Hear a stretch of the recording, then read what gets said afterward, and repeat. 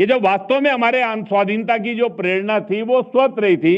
स्वधर्म, स्वदेशी और स्वराज। उस कालखंड में वासुदेव बलवंत फड़के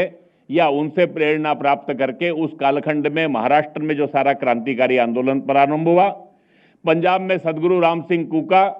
उनसे प्रेरणा प्राप्त करके स्वाधीनता का संघर्ष प्रारंभ हुआ। वो स्वामी दयानंद सरस्वती जी से प्रेरणा प्राप्त करके एक आर्य समाज और उसके द्वारा एक बहुत बड़ा स्वाधीनता के संघर्ष की जिसकी बड़ी भूमिका योगदान रहा, वो रामकृष्ण परमहंस, स्वामी रामकृष्ण परमहंस से प्रेरणा प्राप्त करके स्वामी विवेकानंद, भगिनी निवेदिता और उसके बाद और उसी कालखंड के अंदर बंगाल में राजनारायण बसु, जिन्होंने हिंदू मेलों से प्रारंभ किया और धीरे धीरे करके सतीश चंद्र मुखर्जी, राधा कुमन मुखर्जी, महर्षि अरविंद और उन सब से प्रेरणा प्राप्त करके वो जो कालखंड था वो संघर्ष का एक हिस्सा था।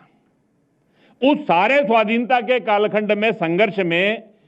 हम अपने गुरुकुल स्थापित कर रहे थे, हम भारतीय शिक्षा संस्थाएं स्थापित कर रहे थे, अपनी मातृभाषा में शिक्षा की बात कर रहे थे, उस कालखंड में अपनी रूढ़ी कुरीतियों को दूर करने का हम प्रयास कर रहे थे।